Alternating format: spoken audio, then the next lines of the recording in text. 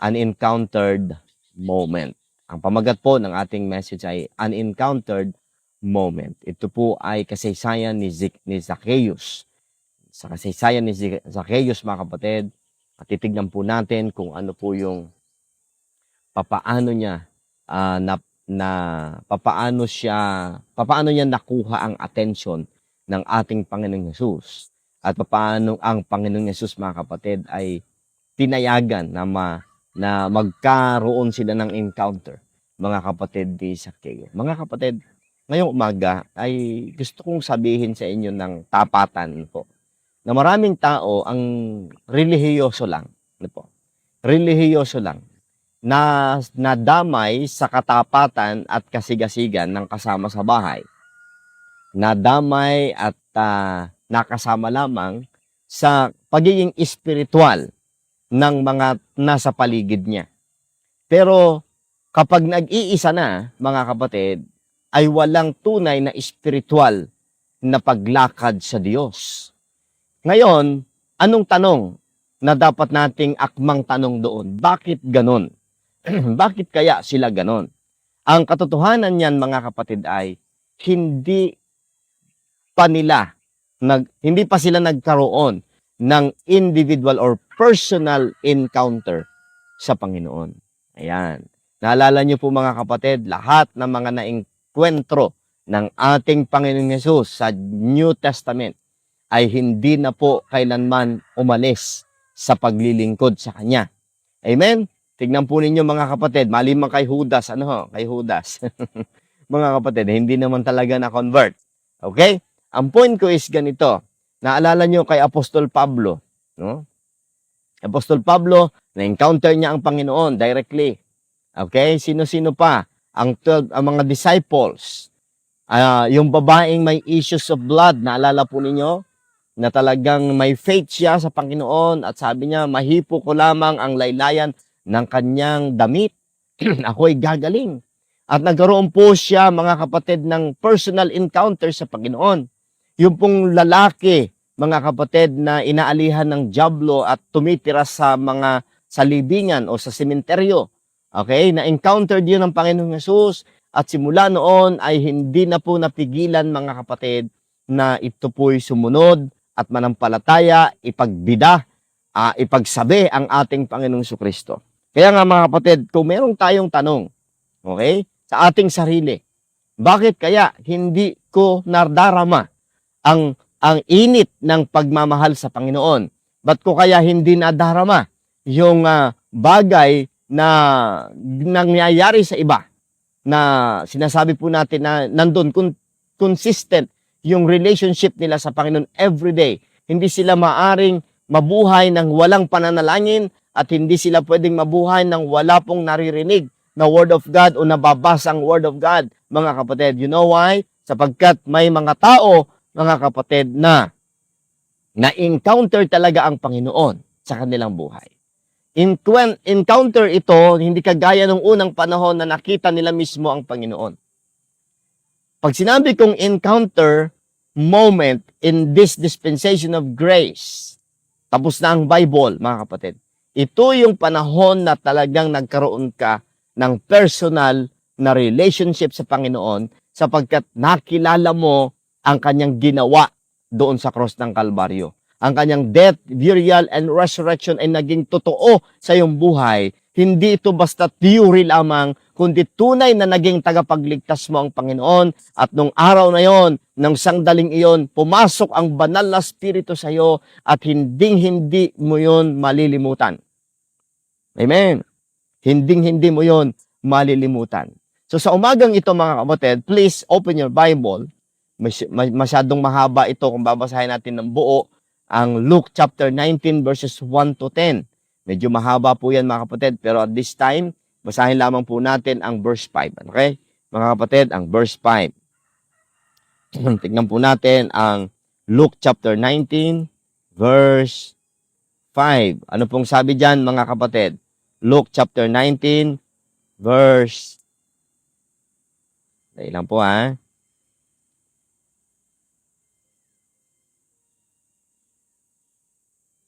Ayan. Luke chapter 19 verse 5, anong sabi ng Word of God?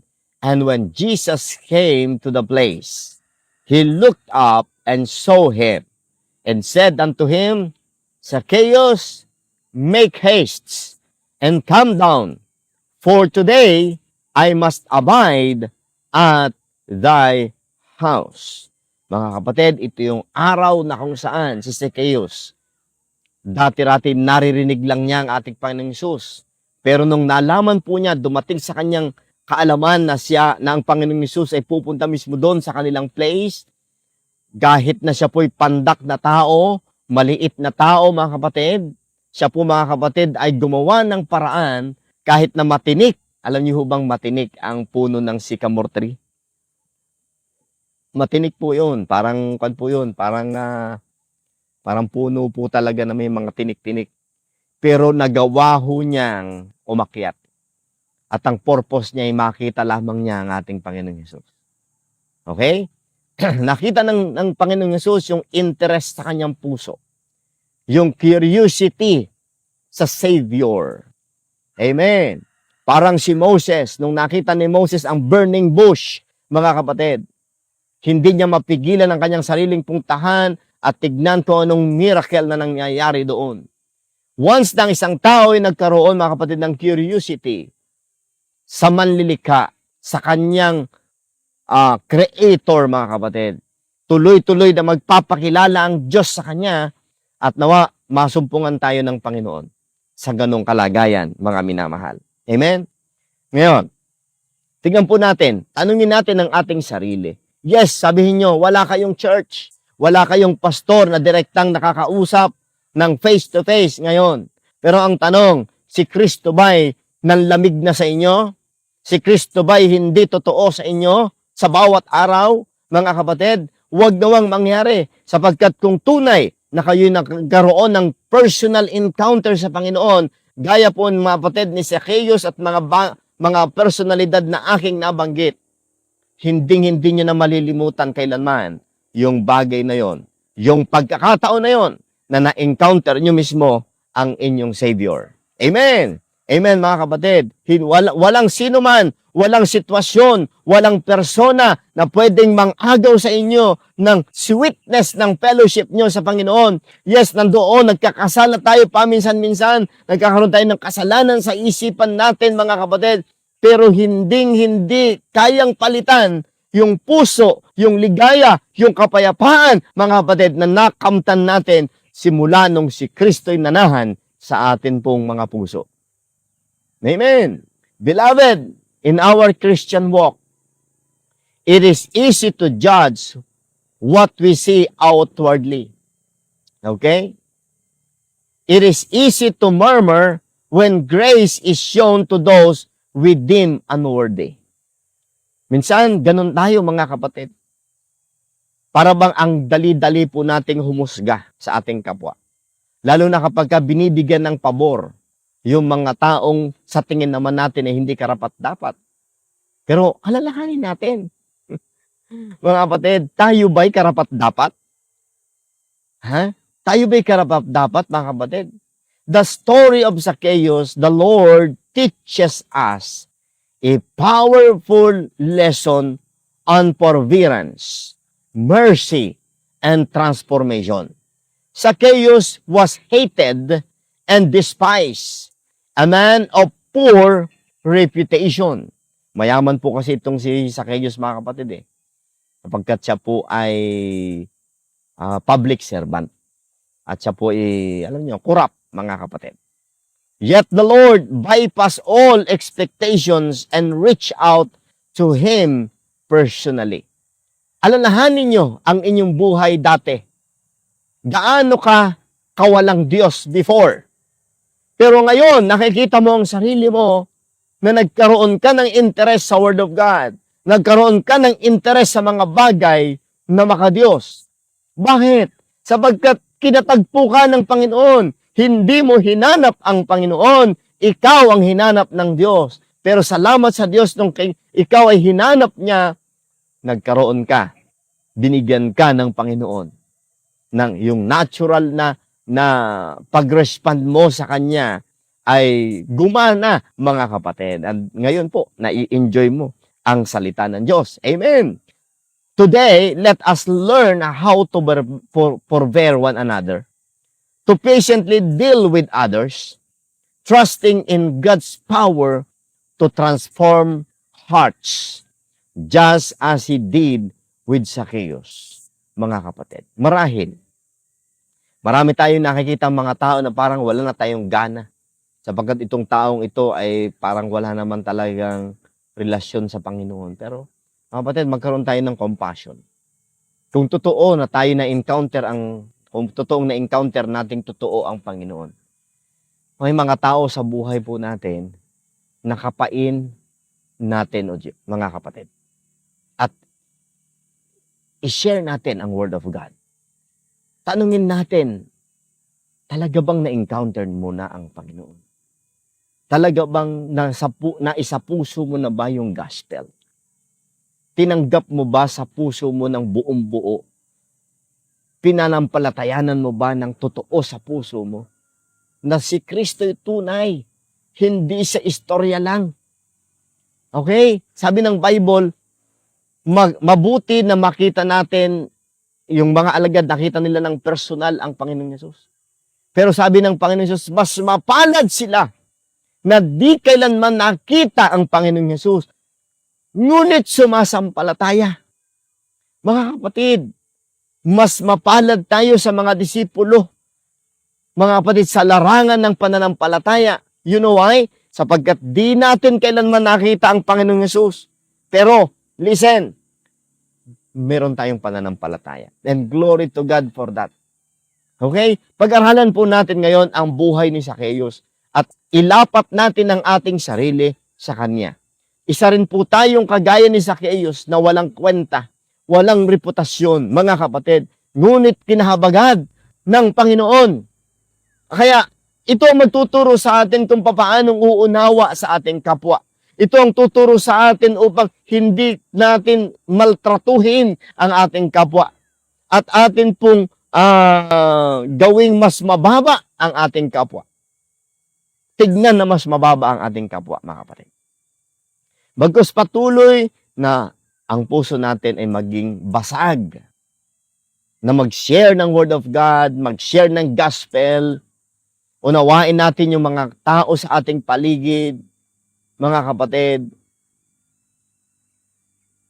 Nawa po, ang lesson na ito tungkol sa buhay ni Zacchaeus ay maging magandang lesson sa atin ngayong umaga. Number 1, mga kapatid, the life of Zacchaeus, it is a picture of the undeserving.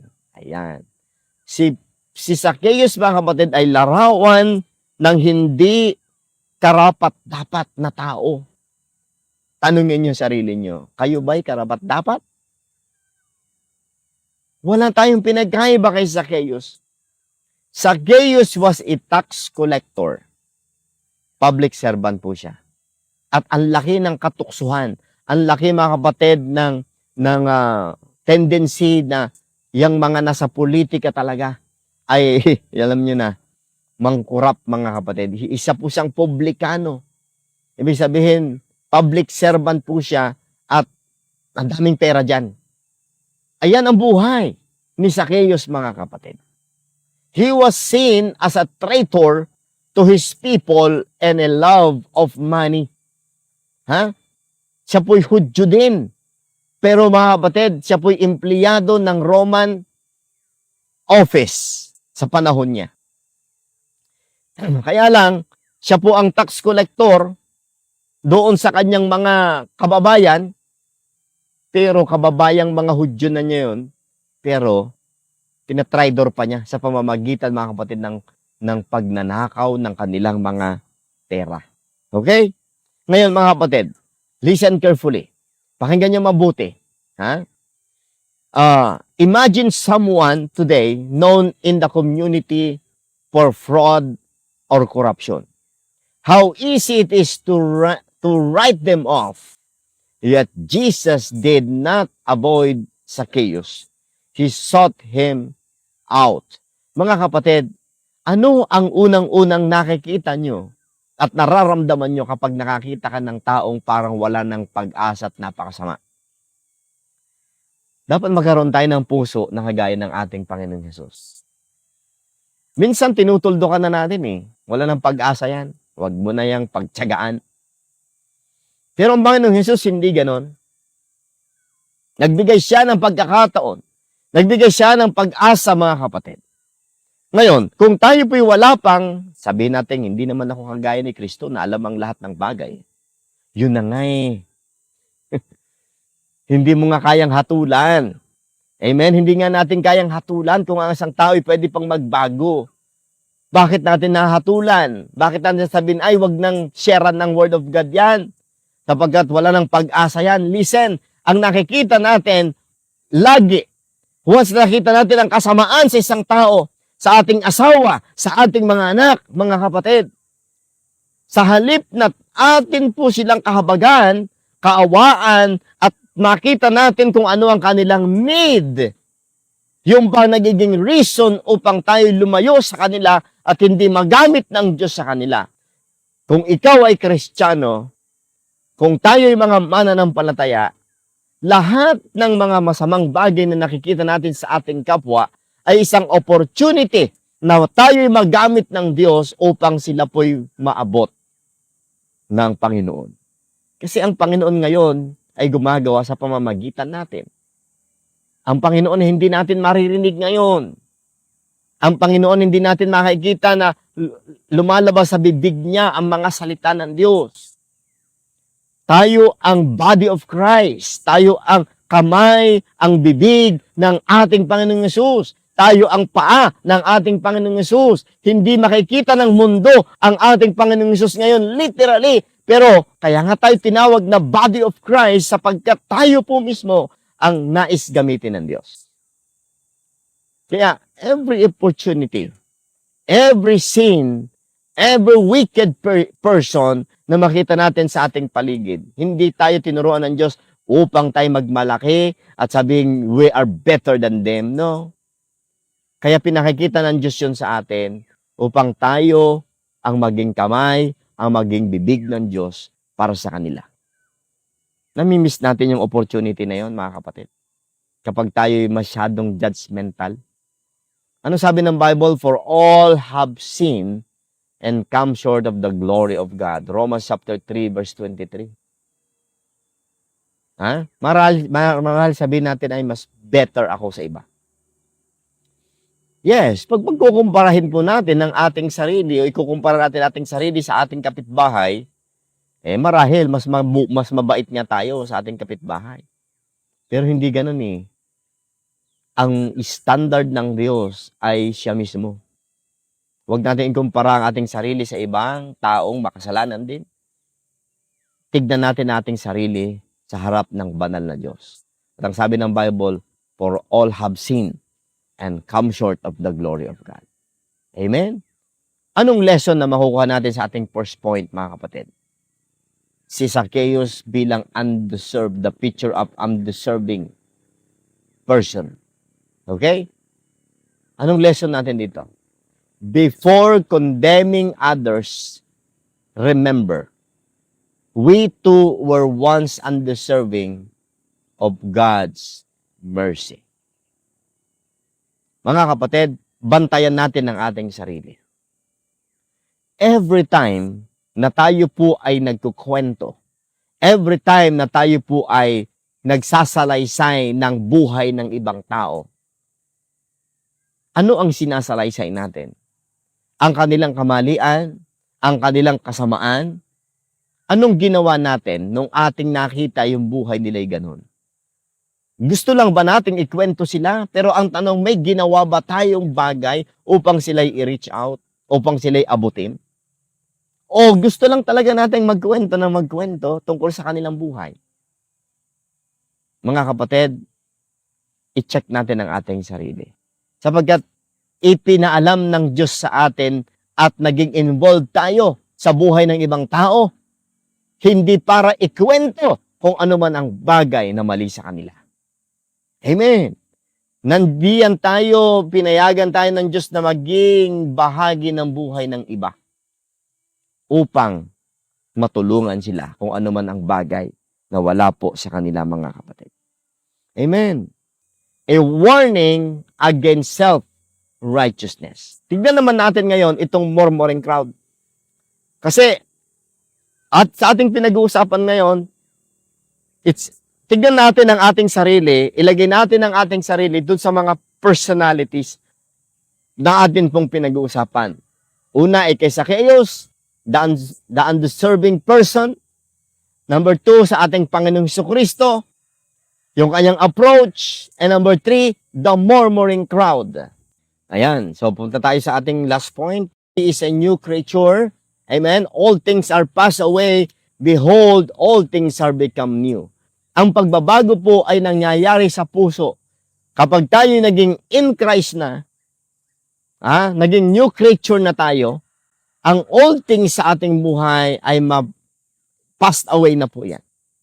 Okay? At sabi yan, behold, change is inevitably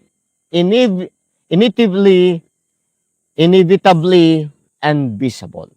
So, hindi po pwedeng itago ang buhay na hinipo ng Diyos. Amen. Hindi mo kailanman pwedeng itago at hanapin ang buhay na binago ni Kristo.